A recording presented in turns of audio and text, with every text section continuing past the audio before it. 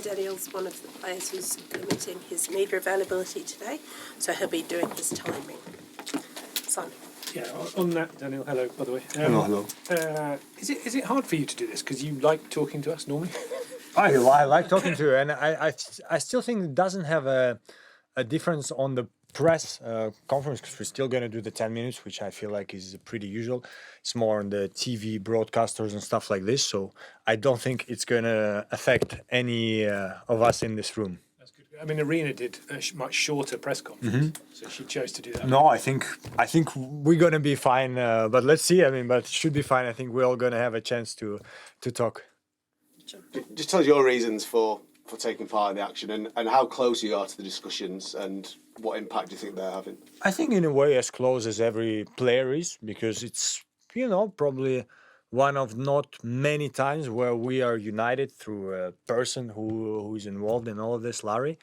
And I think it's great because as a player, it's a very individual sport. So to be united on the important topic that it is for all of us, it's not easy all the time, but we all think that we are searching for something here, and I'm happy to be part of the group. Ian? Hi Daniil. You've had a good season so far, a couple of titles, some big wins and some close matches against the likes of Carlos and Yannick as well. But you've also had some matches against lower ranked players where it's been completely the opposite story. Do you find that's a changing in the game where we're seeing a lot more players 50, 100 plus being very close to that level? What's your feeling there? I do believe that, yes, if we take like the top 100 players, I do believe that the level is a bit higher than before. I'm not going to say so much higher, but a bit more, it's not even higher, a bit more close. If we, of course, not talk about Yannick, Sasha, actually, who's making most of the tournament semis and stuff like this. Even on practice, like, here in Wimbledon, I've been practicing great, but so many players, it doesn't matter their ranking, they just play great tennis, can do great drop shots, great volleys and stuff like this. So I do think that in general, the level is a bit more close, and I have to do my best to try to be higher than this average level, let's say. James? Oh, I was again on the protests and stuff. Obviously, Wimbledon made a quite a drastic increase in 20%, and I just figured, we all know the number you're kind of going for, but like that was a big thing, and also like people are paying more and more for tickets every year. I just wondered how you guys see what the public perception of it might be when, from the outside looking in, Wimbledon are trying to reach out and make that, yet it's still not enough. Yeah, I think first of all, I don't know what other players say, but I think in general, every player is happy that maybe part of, because what we did in Roland Garros helped us to push Wimbledon a little bit on the numbers. But again, what we also try to see the full information that we're getting. We're not accountant guys, so we can just process the information that we're getting from either Wimbledon or Larry, who is representing us. And from what we are seeing, for example, that the percentage of the revenue is lower than it was 10 years ago. So, of course, Wimbledon is getting more money as a tournament, but apparently it's a bit lower, not far, but than it was 10 years ago. So, meaning we're kind of getting even less money, at least that's the info we're getting. And so that's why we're pushing for just having something more fair that we think is fair. And that's, I think it's a fair discussion to have. I don't think, honestly, anyone is, angry. It's just a discussion we're having with Wimbledon. Wimbledon is having with us. And again, me personally, I'm happy that Wimbledon stepped up a bit, but we think it should be a bit more. So you mentioned, and not just a bit more, but in terms of the percentages and stuff like this. So it's not just we want a bit more. It's in terms of percentages. Just in terms of, because you mentioned him a few times, I'm curious how well you know Larry and what your relationship's like and what you make of him as a leader in this whole thing.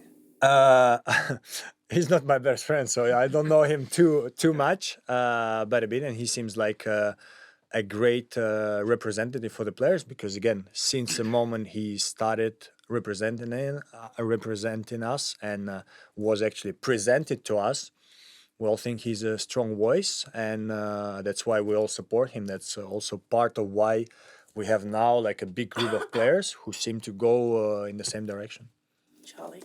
No, more tennisy one. You on grass, obviously, a big part of playing is the slipping, the falling, that sort of thing. How do you find that element of it? Have you kind of trained yourself to get better and do more of that kind of thing on grass? Well, first of all, I think if we talk about, when I say big injuries, but let's say injuries maybe that can take you out for a longer time, I think grass is probably the surface where you get them more, because as you say, you can get unlucky in a way, like you go for the drop shot and we all fight our best, and then exactly at this point it was a bit slippery, your knee overextends or something. I did have this couple of times, never had anything too bad, but I feel that grass is a bit dangerous.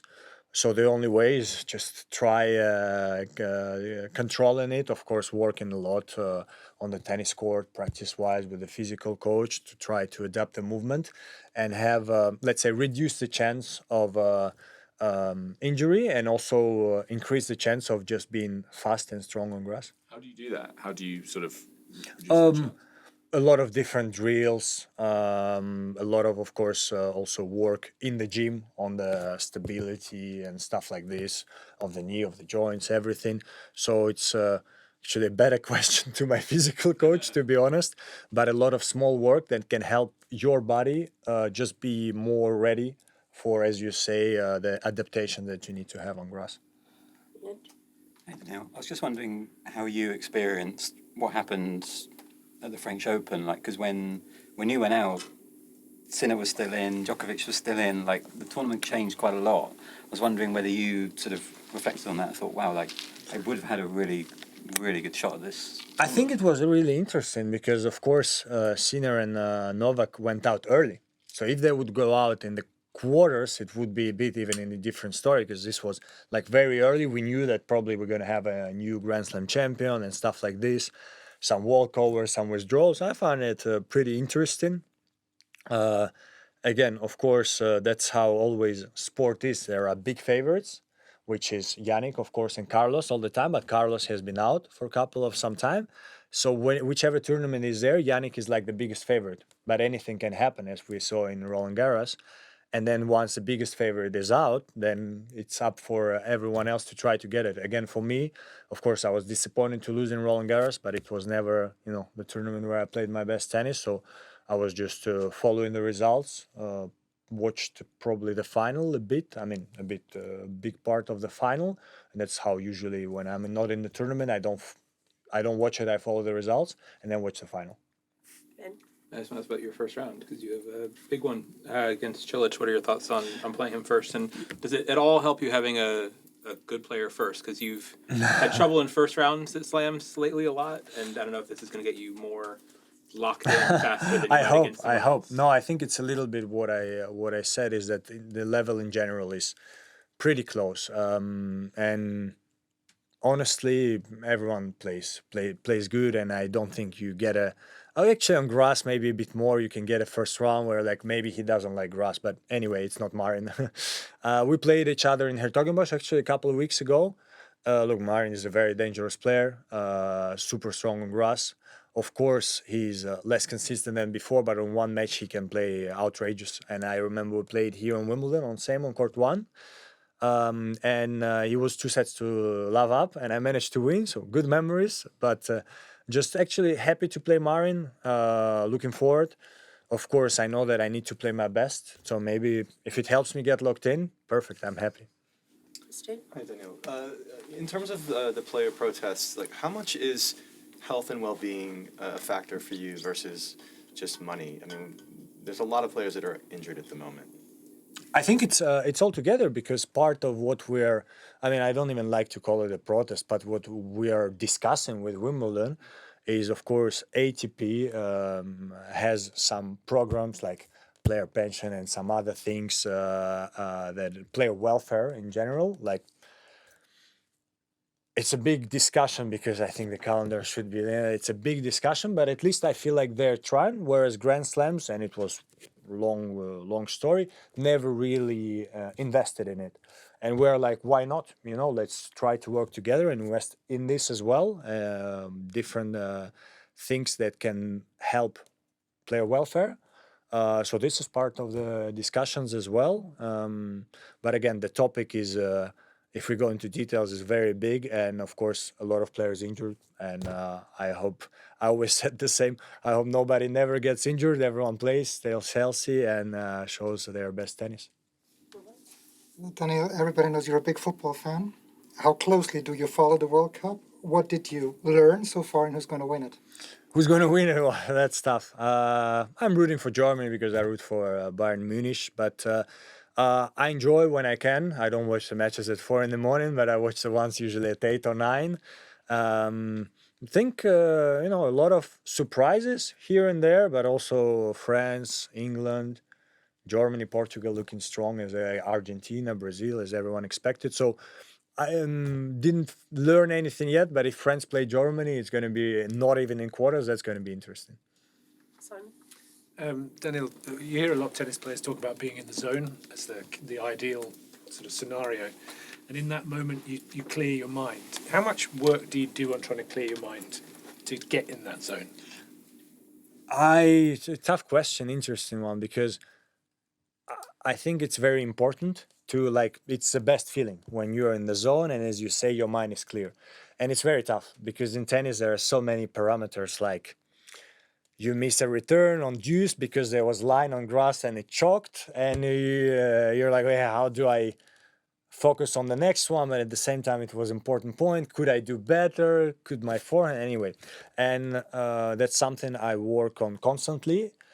That's something I can be much better on, maybe comparing even to other top players. But again, even this year, I was capable of doing it a couple of times, and I hope I can do it this Wimbledon, something I've been working on practice this week, and I feel like I've been doing well. And I just can tell you that it's a very nice feeling when you are in the zone and your mind is clear.